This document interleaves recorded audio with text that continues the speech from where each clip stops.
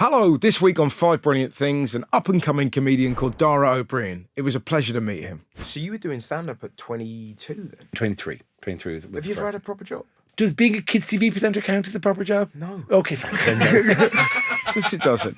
Science, maths background. What led you to stand-up? Was it debate? It was debating in university, yeah. I was envious of the respect they got. And then I tried it and then did a gag and I got a laugh and a round of applause. Right. And it was like a dial that I'd never known. Like, whoa, that was good. We're probably one of the few men in the world that have notebooks. Yeah. You know when people give you these leather-bound ones or whatever? They look lovely, but then I'm going nowhere near them. Yeah, because everything is too important. Everything must be incredible in this book. And then you've got to write ball bag in it. Or what's it like? Do you know what I mean? And you're like, sorry about this. The cow that died to bind that just has me going, yeah. Some doors close at different speeds.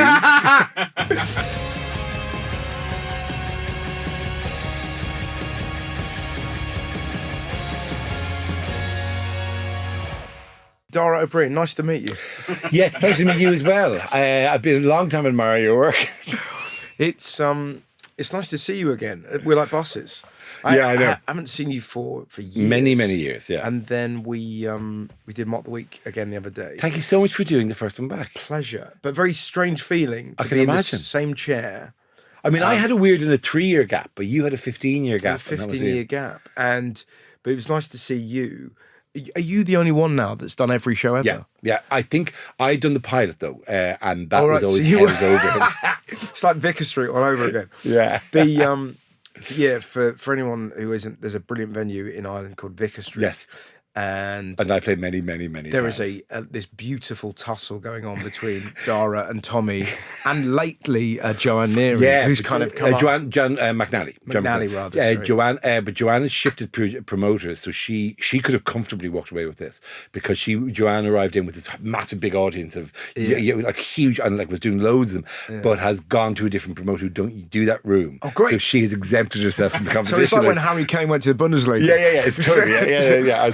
So it's Shearer and Shearer and Henri, But the thing that my favourite thing about it is that for where I'm from, I can brag about as much as I want about how many nights I do but like everyone Irish goes, it's less than Tommy though, isn't it? Like I mean, like we know, but it must be close though. 250. I'm on 252, and Tommy I think is up near 300. It is the Premier League. It's the Premier League. It's ridiculous. It is a ridiculous thing. And I don't know, if I'll do enough things to because I'm doing 30, 35 at a time. Maybe it's not going to be enough he's just going to come back. Tommy lives there. He can just step in that room whenever the mood strikes him and do another. It's the best room though, isn't it? It's the fine. And one of the joys is like playing it 250 times is I wouldn't begrudge it. I sat down with somebody recently who worked in finance, who makes it sound like it was an important meeting, like a guy sort of social, and he'd stopped working. Because he'd made a ton of money. Yeah. And he said the thing we're going, and I said, because suddenly it was like work anecdotes dried up. And that was how we knew. It was a lot of, I did that at 2:00 yesterday. And you're going to go, how all of his stories about stuff he did in the afternoon now, clearly this guy doesn't go into work, like whatever. And I said, so what did you do? He said, I now. And without being specific, he doesn't want to be dick about it, but he clearly made a pot of money and now he just tense to that. And I know a couple of people who've done that, but he said it in a way that he was very happy with his life choices, but I found myself equally happy with mine God, if I'd stopped at 40 and I started taking all the things I wouldn't, if for some reason I'd been given this thing of going, no, you don't have to do any work anymore, and I would have gone, but then I wouldn't have done, and included that is about 170 Vicar Streets that I wouldn't have had. I mean, I could have tried to do bigger rooms, but it's such a nice place to do it. Like it's the best. It really is the best. Talking of joy, what is your first brilliant thing? Fountain pens. Fountain pens? Fountain pens, yeah. Okay. Right, now, which sounds very like I've arrived from the 19th century, I think, like quills. Yeah, I don't think of you as a writer. I think of you as a natural comic that will have bullet points and an idea of where the show's going. So, but I still have to scribble them down. Sure, but I wouldn't have thought you as a fountain pen guy. Well, the thing is, it's Do they not leak in your suits? No, they don't. No, they've really got that technology down. Okay. And in planes, you think the difference pressure will that push the cartridge into the. No, do you know what they offer? Just like a tiny bit of friction, that slows your writing down. And I have dreadful handwriting. Like I have do you know the way that when I talk, I clip sentences and I run on and it's this tumble of words and it's all that. That's what happens with my hand as well. Wow. Yeah, I'm very like and as I gotten older, my handwriting's gotten worse and more messy, and I have to go back and take a second and write that slowly. Kind of like it's very self-flattering to go, well, I think so fast, it's difficult for my mouth to keep up. It's certainly very difficult for my hand to keep up because I'm throwing words out and I'm not. And I'm kind of like already on to the next word, and my hand is going, no, I'm not on that. I've not put that one down yet. So do you think if you didn't have a fountain pen, it would be worse? Oh, it's even worse. When I write with it all depends. It's even messier. So you need a quill. Essentially, to bring it all the way down to relax you. Yeah, it just obvious, and actually, it's the only way that it looks vaguely elegant. It does look elegant. You're right. Yeah, and the thing is, I do think at some point I quite enjoy this stage of life, and I'm going to come to this at one of great things I'm enjoying is that I feel now. Do you know what? I should probably go back and relearn writing. Yeah, yeah, as in I can not with the line, the dotted line, the two main lines, whatever, but just try to get the handwriting better because it's a bit one of these. It's weird. It slides, I think, as you get older. Well, I tell you what, it definitely slides is because we're probably one of the few men in the world that have notebooks. Yeah, so we spend a lot of time in Ryman's. By the way, when you buy, you presumably buy the pucker pads. The 3 for 2 pucker pads. Yeah. As we we all do, there's two in there. Yeah. They're the best. Yeah. But do you ever when people give you these leather bound ones or whatever? They look lovely, but then I'm going nowhere near them. Yeah, because everything is too important. Everything must be incredible in this book. And I have one that I said, no, I'm going to use this. It's like, it's got a leather, it's lovely. And it's like, I think it's about 15, 20 years ago, like Edinburgh, when I was doing my Edinburgh runs, it's bad. I'm going to find it. It's got terrible joke. But that's the problem with it. They look so ornate. Yeah. They look so beautiful. And then you've got to write bull bag in it. Or what's it like? Do you know what I mean? You've got a really funny joke about testicles. Yeah. And you're like, sorry about this. Yeah. And the tree that's been felled for these words. You're like, the cow that died to bind I don't know, that just has me going. Yeah. Some doors close at different speeds. Something ? Yeah. But it's so vital, isn't it? That space. I love, like, the older I get, just the joy of writing and the joy of failure. I find so much fun. Yeah. No, I get that. And if the book is ornate and beautiful, you don't want to fail. You don't want to make mistakes. No, you can't. You can't make mistakes. You can't take the risk of it. It should be, every word into the beautiful book has to be beautiful. This has to be my journal that is read in an the voiceover artist is reading the journal as the page is open and it's beautiful. As opposed to, you're right, pucker pad, you just go, rip, and go for it. But do you write jokes? No, I don't. You're right. But I have blocks. I move the blocks around. For something like mock, I go, oh God, Keir Starmer ? Whatever. And there's a thing where we bat out things and we scribble stuff. So for that, I'd have notes for that going in and going, I could do this, I could do that. But they're very rarely Emo Phillips or Steve Wright or whatever it's called. I'm not that. Yeah. And then the actual tour shows, even less. It's very much do you have a blackboard or a dry whiteboard in your? No, I've never done that. We had an office. We need to put storage space into the office. So I share my office with Christmas decorations, Halloween decorations, and all the suitcases. Yes. And they're all behind these things. But the thing they're behind are big sliding. One is a dry wipe, and one is a blackboard.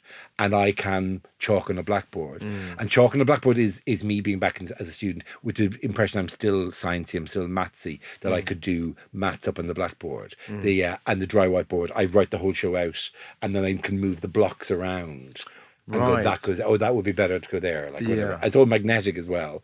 So it can do. So it's kind of like a beautiful mind, but presumably that's bullet pointing. Precisely. Yeah, that is bullet points. Yeah, absolutely. Yeah. Have you ever written like a whole show out? No. No, The thought of it. I can't imagine. Yeah. It's like pinning I'm going to say pinning a butterfly as if it's a very beautiful thing that would destroy. But even when the few times I've written about 4 books, and one for adults, 3 for kids, but they're even that. I hate writing the and of and all the linking things and the joining bits and all that, the stuff that you just say. I just say that stuff. I don't need to. But now I'm kind of the actual specific wording of it, and then you kind of go, is that the correct wording of it? I know, because my instinct is fine in a spoken environment. Yes, that I can talk to and you'll get you understand what I'm saying. But when it goes down the page, you're going, oh God, do I have a literary style now I'm supposed to have as well? And just it feels really. So I know all writers will say this, that it's just slow and a grind and all that, but I feel it like as opposed to how we do our thing. Well, particularly you're such a improviser, and you're so kind of. You're not a man-to-man marker. You're zonal. You're probably going to do one bit that you might have done before that might blend into another bit that you've done in a different way, or someone in the front row says that, and that puts the show there. It's so kind of, you do it uniquely. So that's why it's interesting to think of you. Like the money you're wasting on fountain pens. That's what I find fascinating. But they're also beautiful things. I mean, and I do have a thing that I find the curve of it and the thing of it to be very lovely. And I've favoured brands and favoured pens. Okay. There's a brand called Waterman, and that they've got a particular pen that I use. I look at it, and you kind of go, oh my God, but that's £110. And you go, do you know how much Ryman's costs in those packs of 3? Yes. I mean, this tends to forget how expensive just writing is at the moment. And so it's £8 for 3. For these things, whatever. And so really, you run up the cost in cartridges and stuff like that for all the. And I know that in my head there was no. As I'm sitting at the pen like whatever.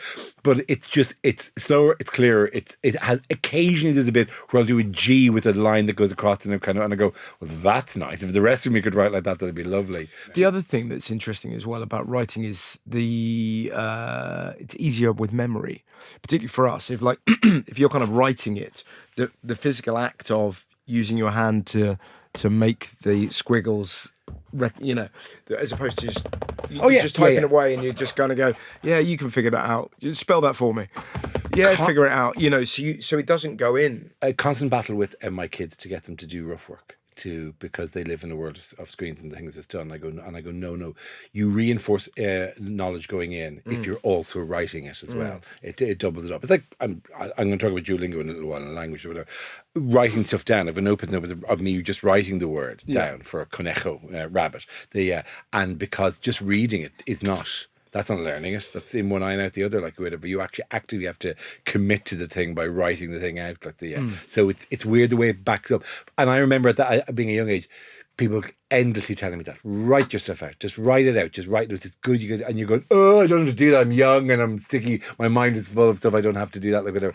And I find myself, I spent years nagging my kids to write. Do a rough draft, and those kind of diagrams that they taught us in school, where they say, okay, so you got to write an essay about flowers, let's say, to pick around them, write a circle around the word flowers, and then put lines going off with all of your ideas that you have about flowers, and then go, oh yeah, these, okay, then I can use them, and I would prepare the essay, then write the essay. And obviously you went, no, I'm just going to sit down. I'm 16. Flowers. I like flowers. Flowers are good because, and you're just going to write it down, like whatever. Yeah. And then you become like a professional, and you go, oh yeah, it's much better. I'm going to write a routine about dogs. I'm going to write loads of things. I'm not going to maybe not do that diagram, but I'm still going to go, oh yeah, you're right all along. You just put the thing down and you fire things out and then see what's best, and then you choose. So really, I've evolved into the thing that they told me to do when I was 14, and I went, oh no, I'm just going to write the essay. But talking of evolution, because like your sort of science, maths background, what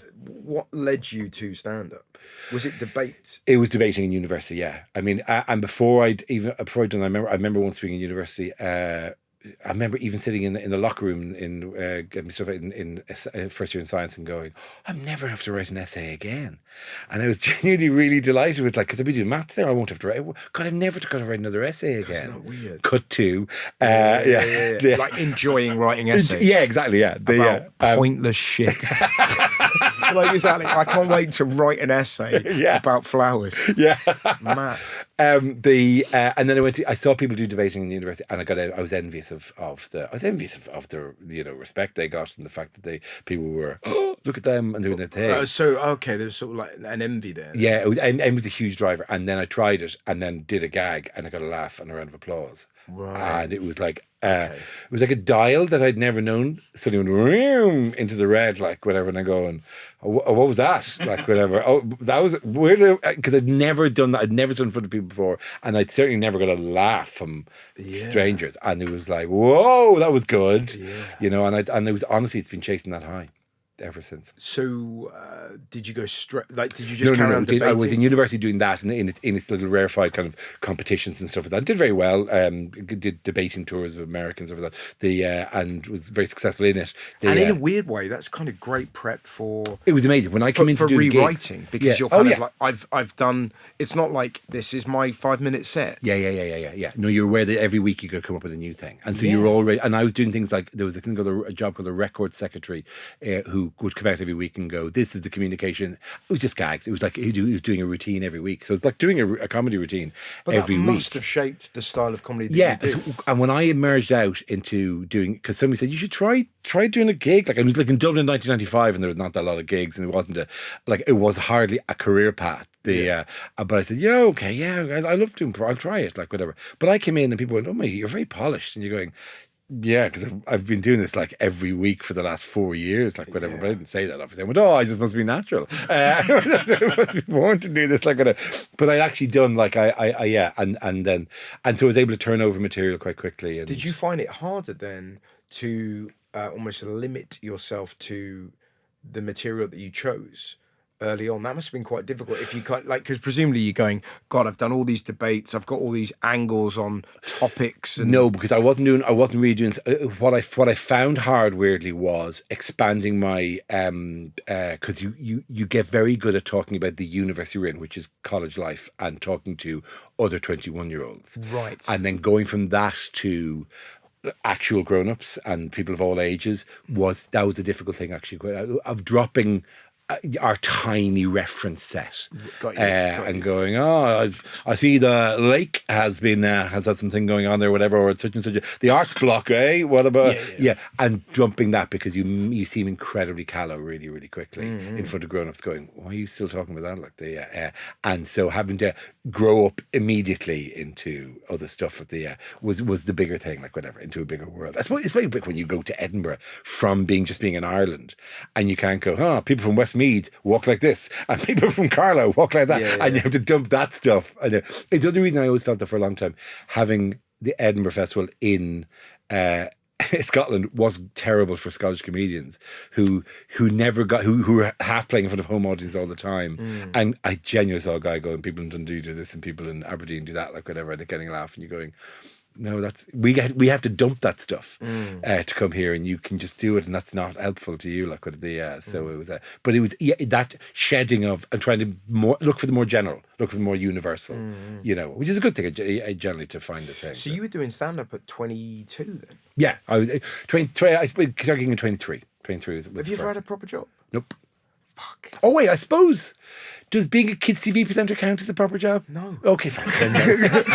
Yes, it doesn't. Mr. Tumble. Well, it wasn't Mr. Tumble. No, it was more Blue Petery type thing. But I did that initially when I started gigging, because it wasn't enough. I guess that's a proper job, but it's a very unusual. It was in an office. I suppose that's the only time I've been in an office, and there was an office, and there was like schedules, and had to come in at a normal time, and we do the show, and then we go home at 5:30, whatever.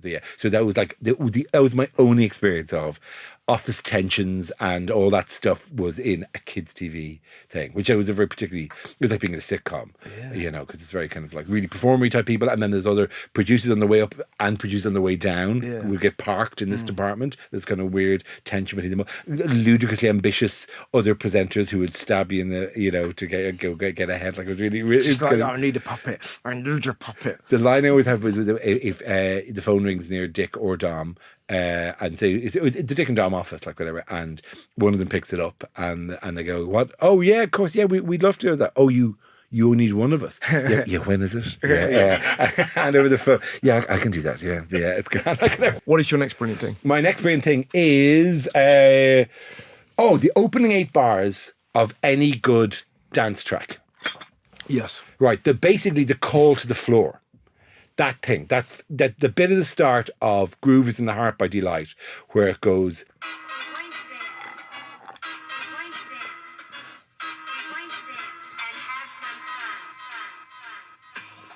Right, that's okay. The rest of the song is obviously legendary and beautiful and the finest thing in the world, whatever. But that bit where you are in a club, which I don't know, this feels like a long time ago for the universe, but you'll be in a club and you're talking to somebody and that starts and you're like, oh, my drink.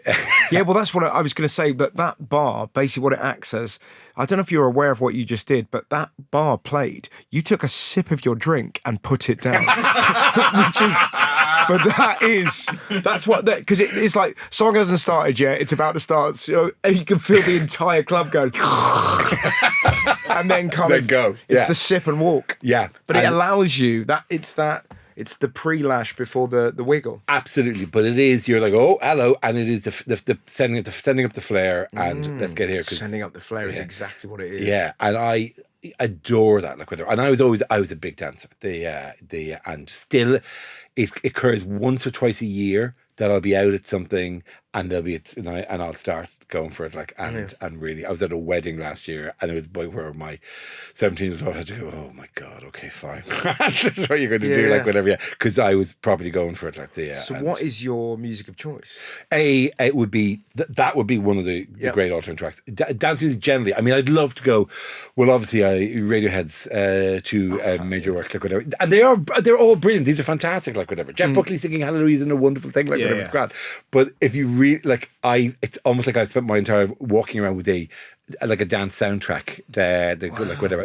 When I walk to the venue in Dublin and I go out of the hotel and I have this 20-30 minute walk to Vicar Street and it cuts through all these streets in Dublin full of people out and milling around, like whatever, and it's a really nice kind of, okay, I'm in Dublin, energy boost kind of a thing, but it is too, dance track, like whatever, and it's just high energy, and not in a kind of a, sorry, it makes it sound like it's like 120 beats per minute, like whatever, but it's just like upbeat, fun, and I'm skipping around up to work, like and I because you don't look like you would be a dancer. You look like you would be a raconteur, and but that's what I mean. Like you're in the pub and you look like you would be sat down and let them have their fun. Yes, and I know those people. You're full Coyote Ugly. You're on the table. Yeah. And the irritating thing was most of my friends are that. Most of our friends are we'd sooner be having the pint and chatting, like whatever. And I'm kind of going, and I'm always like, I need to be over here, like whatever. Can we go at least place where I can have a bit of a dance? So where did that come from? Oh, God only knows, but it was always there. Like when I was my teens. Ed will say this as well. Like he did the same thing in his school. That when people were writing U2 on their school bag, we were Prince fans. Yes.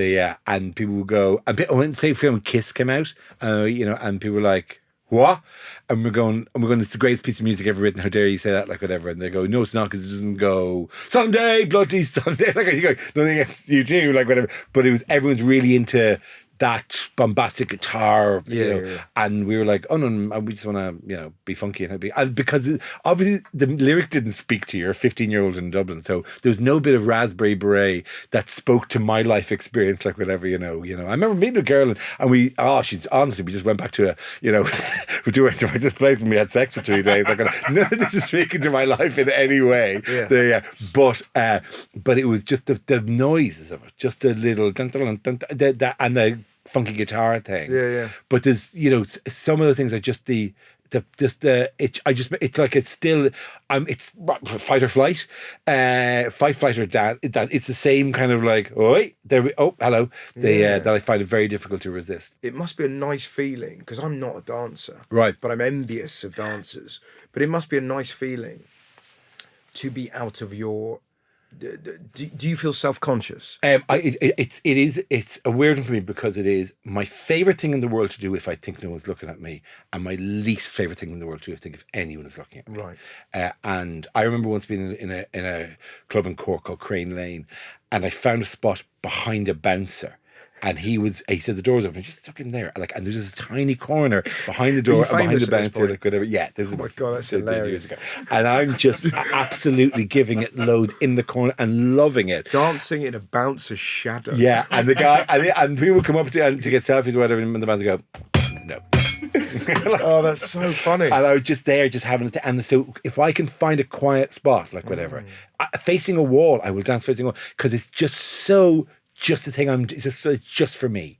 It's just a pleasure of doing it. Like and I had a mate who had a 60th birthday party this year, and he said, we're all going to dance. You have to dance at the party. And I said, I absolutely love that. That's fabulous. He said, that's the rules on the invite. Everyone has to do it. And they had the DJ just played, 80s, 90s dance tracks, like whatever. And we all just unselfconsciously just found a little spot for ourselves. And some people wanted to be in a circle doing it, but they'd leave you alone just to be spinning and kicking and doing the stuff. Just like enjoying yourself. So would you be like a clubber when you were younger? Yeah. Wow. Yeah. So that was my, I mean, but I wasn't with mates. You really do inhabit very different worlds. Like in terms of like, to go from, science and maths to kids TV presenter, that's a huge That was boink. yeah. But then from kind of, intelligent stand-up to club, losing dancing. myself entirely in the club. It's really interesting. I wonder what that's about. Well, I quite like losing myself in it. I really enjoyed it. And I enjoyed the dichotomy. I mean, I can't imagine there's many people that go on QI that have been to nightclubs. I'm willing to bet. Oh, mate, I bet it's a very small percentage. I really do. I think it's really cool that you're in different places.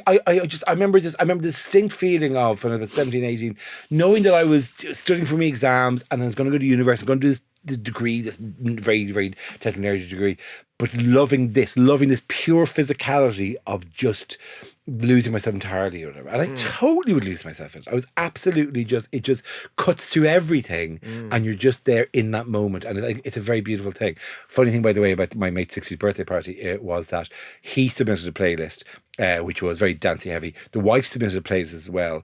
And the DJ kept refusing to play the wife's playlist because there's more 2 out of 3 and Bad by Meatloaf, and the DJ was going, I'm not playing that, like whatever. And they go, no, we're literally paying you to do it. And he goes, oh, I can't find it. And you're going, I can find it for you on my phone, and we can just play it, like whatever. Like, well, you've got to, you ignore. And and he refused to play the playlist he didn't approve of. Yeah, which I thought it was quite a baller move. Yeah. He was playing the list I preferred, so I'm okay.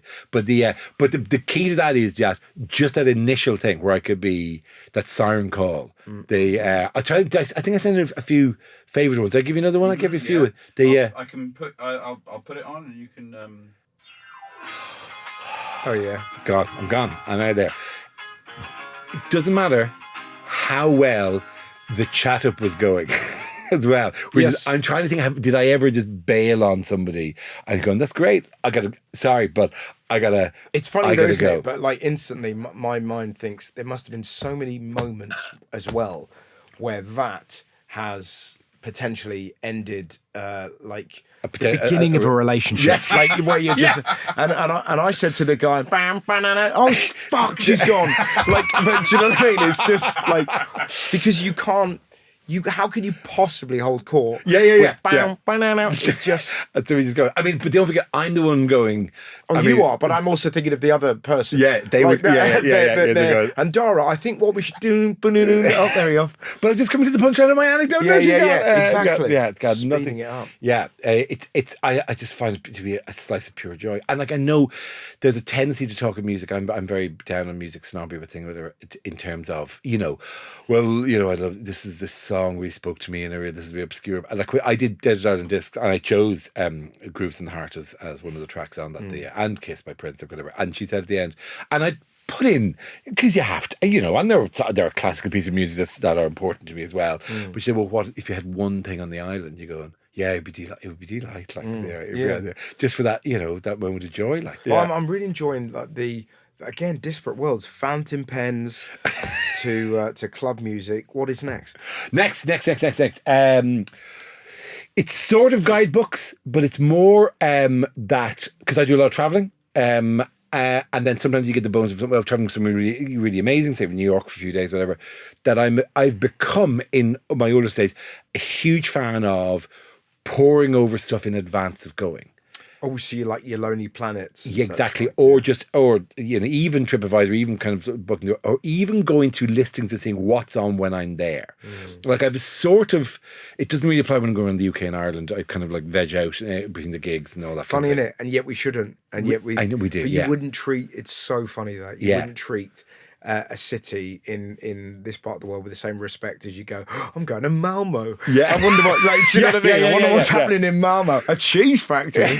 There's because I have a sort of a rule of three thing that I try to do 2 or 3 things in a day. Go to see something, have an interesting meal maybe, or go to a museum or whatever, to try to do a couple of things in a day, and that feels like it's a full day, and it feels on a holiday as well. If you get 2 or 3 things done that you can point to and go, yes, it's grand, just sit on the beach or whatever, nothing as that. But And are you doing those thinking it'll lead to stuff, or you're curious, or I'm here and I'm here for 2 days and I might not be back here again, so I might look, let's go and suck the marrow from it, like the so. And also I've noticed that as I get older, time just accelerates, and so the time spent away, it goes very, very, oh, we're going away in a week, but the same to the week until we go away will go really quickly, but so will the week you are away. It's just gone, like whatever. And so I feel spend a few weeks in advance sort of already there.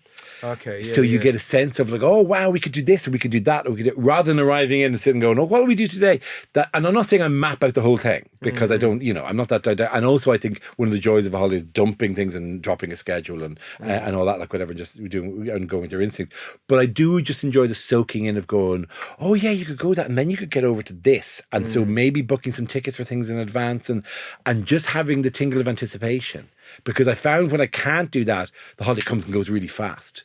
And more as I've gotten older, I find that the time away, that it's particularly if you're only going away for 2 days or 4 days or whatever, goes so quickly that I'm on the way home already. That I find that I get more value for money if I'm basically buying the anticipation of the holiday as well. So before I go away, I am just soaking in, like, say for example yourself and your other half say, well, why don't we go to Budapest we got 2 days, 3 days, we'll go away. I will go, I'm already there in my own head going, oh well, we could do this, we could do that, we could do something, what's on, what's on in the opera house that night, what's on such as whatever. Let's see what the listings are for things, let's do stuff, but I'm already doing that in advance, because when the actual thing occurs, it just goes so fast now. Just time, there, that's that done, and you're going, I would like at least to get the value for money out of I've spent my time in looking forward to this, because sometimes it doesn't with family holidays, and sometimes you're on tour, whatever, and then the trip is at the end, you don't even think about it, and then bam, you're there, and it's just gone. And I feel, I didn't get, great. It was great in the moment, like whatever, but I feel you get more out of that experience if you allow yourself to. No, I completely get that. Yeah. Here's a question. Do you find that for whatever reason, your powers of observation are a wee bit more sharpened because you are quite literally going, oh, that's a thing. We don't have that thing at home. Yeah. So you become this kind of there's an added string to your bow where you become a weird representation of where you're from set against this. Yeah, see what I mean? I have a great 50 minutes of Norwegian material. Yeah, it's funny, eh? Yeah. Okay. I have my Venlig Vent joke, which I'm very happy with, which is every credit card machine goes Venlig Vent, and I thought for a long time it meant thank you, and that they laugh because Venlig Vent just means please wait. Yes. So it's in the intermediate bit before it goes. But you see Venlig Vent every time you bip. Venlig Vent. And I said, I think I meant thank you. And then a man held a door open to me, and I said, Venlig Vent. And he went, what? And I said, Venlig Vent. And so they're all laughing at the notion of, just please wait. Please wait. Like whatever. And he goes, for how long? Oh, Venlig Vent forever, I said. Venlig Vent 1,000 times. What is your next brilliant? My next one is Magna Cider. Oh, of course. Of course it is. Yeah. But 30 years of a long relationship with Magna Cider. I could let's not get. I'm going to cut to the chase in this one, because obviously I could tell you a lot about Magna Cider, or as it's known in Ireland, Bulmer Cider, because I have been in their thrall for the best part of 30 years. Do you try the other flavours? Yeah, apple. I find it irritating when you go to a bar and you go, because obviously so many ciders now, because Magna's created an expansion in the cider market in the early 2000s, whatever, due to they expanded. And anyway, I could do a whole thing about how it's the only Irish product which is sold under an English name in Ireland and under an Irish name internationally. Yeah, because Bulmers are a family in Herefordshire that bought an Irish cider maker, and then they divested it again, but they're still known as Bulmers in Ireland. And then they had to, when they went internationally, they went back to their original name. Right. So Magnus is a Tipperary name for they're lovely people, the Bulmers. I've met them in they're involved in the Hay Festival, and they put people up. They've been in their house while at the same time going, "You're a liar. This is not. Your drink is not the drink of my drink." And so they expanded the whole cider market. All this stuff occurred at the, and I have tracked their work for many years. But the main reason I've got to say Magnus, for all of my dedication to it, is that I went on a podcast and I told a story about how they occasionally would get in touch and go, "Oh my God, you're a Bulmers drinker," and I go, "Yeah, I am." Said, let us send you something, and I'd ask people to guess what they sent me. Because it's during lockdown, I remember in particular. And people go, well, presumably, like, as somebody in Ireland said, a couple of slabs, which is like 24 cans, or like, a case or whatever, it's grand. And they sent me one bottle. And it was, and I went, oh, okay. And it's a funny story to tell. And I told it on another podcast about the time, and everyone's laughing and grand. And then Magnus saw this, and God loved them. The good grace that they, like, I'm taking the mickey out of them, in which they then sent me a video of them hand turning this wooden box that has my name and the logo carved into it. Wow. Okay. And then within the box, and this is the visual element of the podcast, if you're not seeing it, you're not getting the full advantage of it. They sent this house coat. Oh my God. Oh, bloody hell. And that says in Irish, on Tussle Dara-Briain, Ambassador Bulmers. In Irish, Mr. Dara-Briain, Bulmers Ambassador, with the Bulmers, as it is properly in Ireland, logo on it. Wow. And this is for me to lounge around the home as I, just relax around the house in my thing. And do you wear that? It doesn't really suit my lifestyle. I'm more of a kind of a pajamas and thing. I don't, as a rule, wear a smoking jacket as I walk around the house, like whatever. And also, there's a whole element of like, I don't like doing ads, don't like doing endorsements, but I feel 35 years into my drinking career with them that we probably are wed now at this stage. But it was such a love, and they sent this lovely Instagram thing of it, like whatever. It was actually just very nicely done. There was no sense of obligation, and it came with one bottle. Where they said there's a note going, "We're legally not allowed to send just crates to people. Like it's not, you can't, you're not allowed to do that." Right. So actually, we were never wrong with this. But and a glass with the logo and my name etched onto the glass. So I have my own. They have been, and they were so funny about it, and it was so nicely done that I thought, "I know, fair dues, lads. You've done it very, very well." So and you went straight to cider, never did Guinness. Never did. And I find the Guinness kind of irritating. People, the presumption of Irishness that you drink Guinness. I find it like a cold cup of coffee. I don't drink coffee, and so I find that bitterness of it unpleasant. Like whenever I've had it, but I wouldn't seek it out. And I don't have. And I also am, while at the same time not drinking Guinness, I'm incredibly strict about how it's poured because I worked as a barman. So I know how to do it. And also this Shamrock business can fuck itself. But it's but like the whole down, rest, back up, push forward, bring it up to the top, 5/12 of an inch, ideally. That sort of stuff I know. But at the same time, I find it just not for you. I'm a very sweet tooth. So this thing caught me. It's a little bit of a. Do you try others? Would you go? Oh yeah, no. Would you go to Thatcher's, a Recorder League? No, God no. The sweet ones. They are too sweet. Too sweet. Yeah, and they're like. Have you ever had the ginger beer ones? No. Oh God, no. The Aspel's is very good. Aspel's very good. Thatcher's is quite good, but Aspel's is the best of those. There's a few of the ones which are quite nice. I mean, there's times we've done, tried a few different ones and gone for it. Like whatever, but Astles would be a very nice one as well. And there's a few good ones as well. Like I mean, and it would still be my choice over even beer. I find beer to be first 2 minutes was fine, and then it's like, this is bitter. This is too sweet a tooth. Like so a night of it. It's a great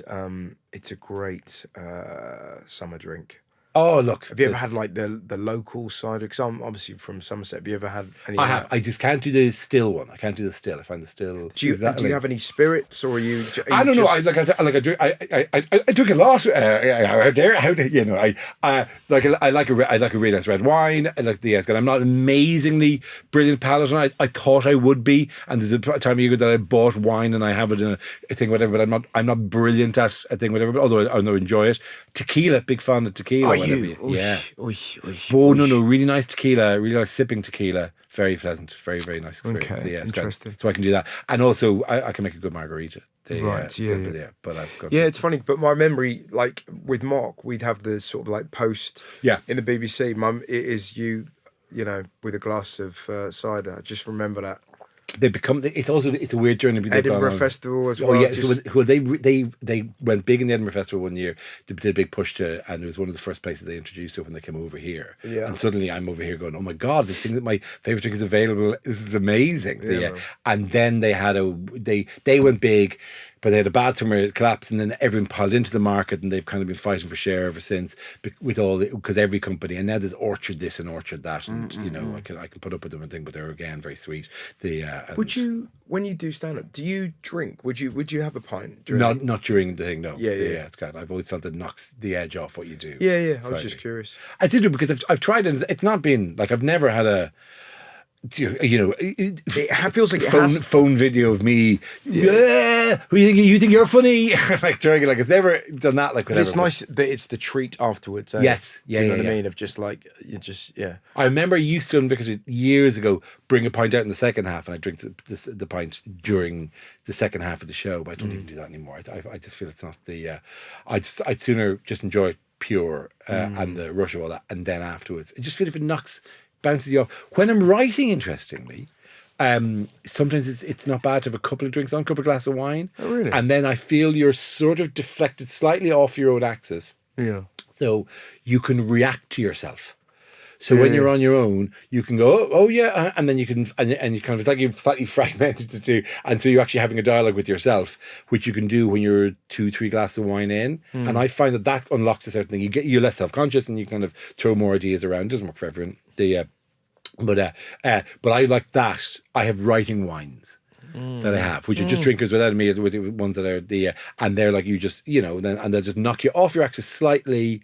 And then you have, by the fourth glass, you're sort of a little bit too far, and then you're just congratulating yourself on how good you were. Earlier on, and you're gonna go, I was so funny about 40 minutes ago. I was some of the stuff I came up with then, because I think you get 2 good hours of coming up with stuff. Yeah, well, it's in the price. Have you ever listened to that? There's a Seinfeld talking with Tim Ferriss. Have you heard that? No. It's really good actually. But he's basically he does 2 hours every day. Yeah. And but for that, like writing, and doesn't no distractions, no phone, just the 2 hours, and then just put it away and just walk away. And kind of, if you do that every day, you'd be amazed how much stuff you come up with. And I think there's something to that, rather than trying to do those, right, I'll do 9 to 5. And you're like, well, you won't. I don't think you will. Yeah, I think it is. You just. But like a you concentrated 2 hours Yeah, where yeah. you're like, right, okay, I- what's my thought? What's this thing? And like I said, there are people who probably have to turn over scripts really, really quickly and have to do hours. But and for stuff. what we do, Yeah. which is kind of trying to find those bullets. Yeah, I think you get 2 hours of stuff and then you walk away and you let your brain do something else, think about something else for a while, and then you come back to it. Like, I think it makes sense when you're actually in that mode of in the year when you're writing the show, whatever, the 6 months. That makes sense as a thing. And like, so I'll do it at night rather than during the day. Do you? I like the quiet. Yeah, I like it very quiet. I can't do it in the day. Are you get up in the morning? Or Yeah, I'm sort of quite regimented at the minute. I'm sort of Monday to Wednesday is my kind of like, and then Thursday to Sunday I'm a dad. So that's kind of how I'm doing it at the minute.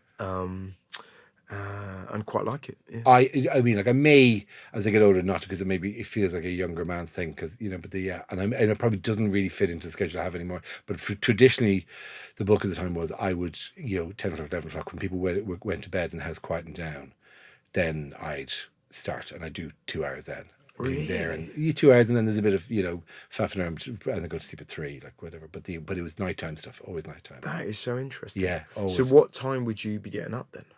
That'd be 8 hours later, because it was like I was on a nighttime schedule. Gotcha. But that's the bit that doesn't really work anymore. Yes. There's too much to do. Yeah. And so now maybe I'll get up early, do that thing, and then try to grab some more sleep. I'll nap. I'm okay with the napping thing, so I can do it in blocks.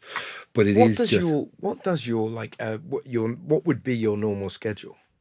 God, it's very difficult, because it's almost like there's 2 ones. There's the stand-up schedule, which is try to peak your energy at 8 o'clock in the evening. So go to bed. Like, and I find probably the better way to put it is the sleepy train leaves twice in my life. It leaves at 11 o'clock, 11 to 11:30, and then it doesn't leave again until 3. So if I don't get on the train at 11 o'clock, which is, going to bed at the same time as your partner, read a bit, whatever, and then go to sleep, right? But if I let that go just a little bit too far, I'm awake. And I have to just get up then. Because it's pointless being in bed. Only last week I lay in bed for 4 hours, just staring, going, what am I doing here? Yeah. And then taking the iPad up and trying to watch something or doing something just for trying to fall asleep. And I should have just got up.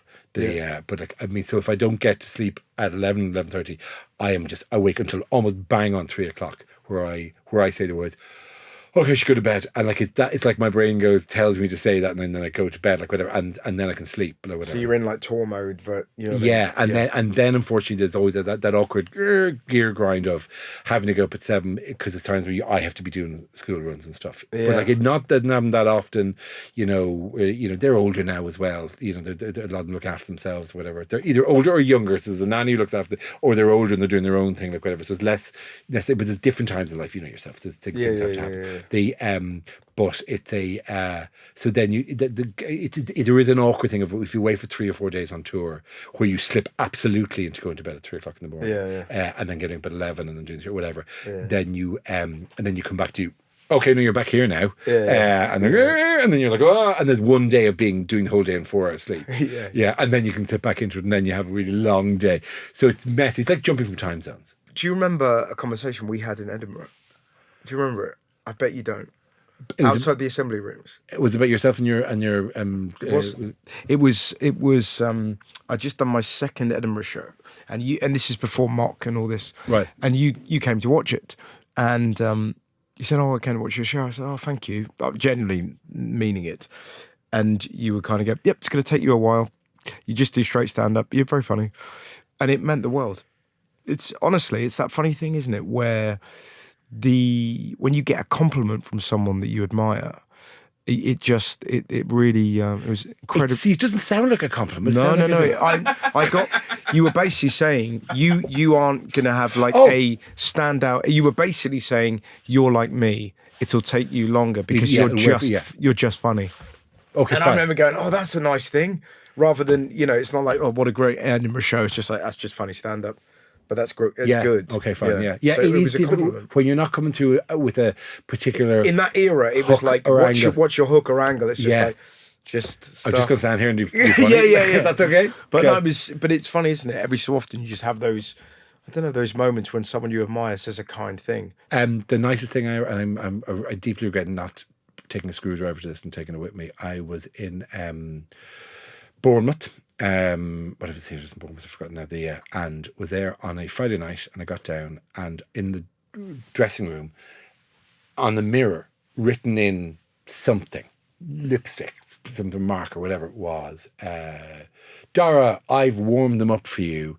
And it was, oh my God, I'm blank. Dame Ed and Everidge. Barry Humphries. Barry Humphries, yeah. And it was, Dara, I've warmed them up for you, Barry Humphries. And and it wasn't a direct thing, but it was just an acknowledgement of, I'm in the same universe as this person, and I should have taken a screwdriver to it and stolen the entire mirror and told them, I will buy you a mirror. And had you met him before? I'd met him years ago. Wow. And it was like, but yet it felt like, oh yeah, we're playing the same room. Like let's put a thing on it. Like whatever. My favorite thing about it was he was there. He wasn't there on the Thursday. He was there on the Wednesday. There was another show in on the Thursday. That's lovely. They didn't touch it though. Didn't touch it. What a thing! And they did their makeup, and it was like a show. It was like an 80s night or something, like some show that involved dancers and thing, whatever. And they left it up, and they'd done their makeup around the message, and then left it up. What is your final brilliant thing? The final brilliant thing is learning, which sounds a bit wankery, but I'm going to put it in context. Learning when you're older and you know you're not doing it for school. Okay. Yeah. Yes. So, and this, I remember this thing started with when I remember getting in my 40s and being able to enjoy things I didn't feel I needed to be the master of. So I could enjoy classical music or jazz or dabble into these things or whatever it's going, without feeling that sense of in your 20s going, yeah, well, I know a lot about movies actually, that kind of competitiveness about it. And then it expanded further into, during the lockdown, I took up astrophotography, which is which is a whole process of attaching cameras and filters and all sorts of things to things and going out for hours on end and getting the things and putting it. And I had time during the lockdown, I wasn't gigging, whatever, to be in the garden and just do this thing. It's quite technical in places, like whatever, and you get very pleasing images out of it. Like, and unfortunately, then you start touring and it's impossible to get the time to do it again. So there's all these incredibly expensive, like, technical instruments all over the house at the moment. I have not done in ages, like whatever. But now I'm doing Spanish, for example, because I've just said, yeah, grand, I'll do the language. And I'm contrasting this with one of my kids doing Spanish, and it's like, oh, I hate Spanish. And I remember being in school and being like, oh, languages is such a chore. Whereas I'm hugely enjoying it now because it's not compulsory, because it's not obligatory and there's no homework to be handed in, but I'm just enjoying the progress. And also the sense of, at this age, you don't go, oh my God, this better be good now. You go, no, I know how long 6 months is, so I'll just do 6 months and see where we are at 6 months or whatever. That's actually not that. You know that's not a long amount of time now. When you're 50, where you go, yeah, I can do 6 months. Sure, I'll just be 53. I'll still be like it's not going to change. It's not a major thing. Whereas in 25, I was like, oh my God, it's so long. My life will be completely different at that stage. And now you kind of go, no, great. And after 6 months, you go, oh yeah, actually, I can speak a bit of this now. This is great. I should carry on with this.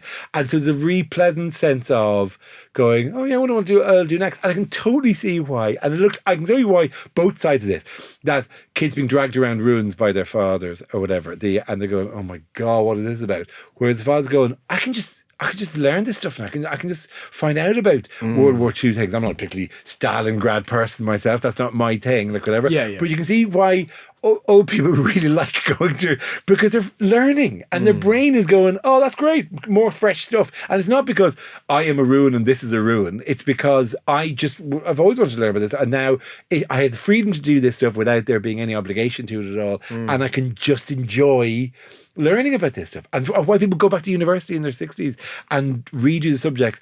Because I remember when we were in university, we'd see older students who were just, in the back of your lecture theatre, and you'd be going, oh, they're so weird. I mean, they're never in the bar.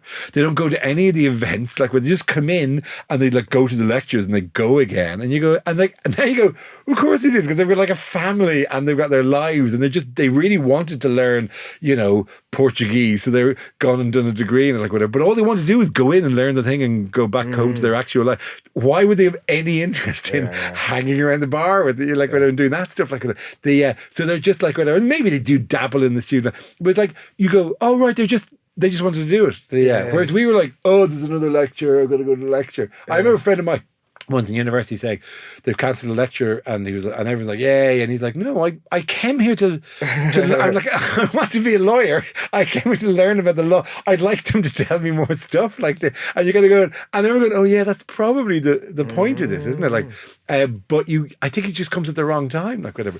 Whereas older, you kind of go, oh yeah, it's great. I'm really enjoying this. Like Would you try and do gigs in Spanish? Yeah? I'm doing Barcelona later this year, and in Spain pop some of it in. I want to tell the story of the Eddie Izzard gig in Paris, but I want to do it in Spanish. Eddie Izzard did a gig in Paris famously did a gig in French. Yes. At the Hotel du Nord gig. I'm sure you've done. Yeah. Carol's gigs, yeah. And he did a gig there, and he did the whole thing in French. And I've seen clips of it, like whatever. He goes, oh, bonjour, je suis Eddie Izzard, je suis un travesti. It means I'm a transvestite at the time, at the term. And he does the whole thing in French, like whatever. And it's a legendary gig. Like we've all heard about this gig, and it's like it adds so much to the myth of Eddie Izzard, who's like the biggest comedy star in the world at the time, and that he did a whole gig in French. And oh my God, it's incredible! And then Eddie said, "I'm going to do them in French. I'm going to do them in all these different languages." And Eddie's so fantastically driven about all these things, right?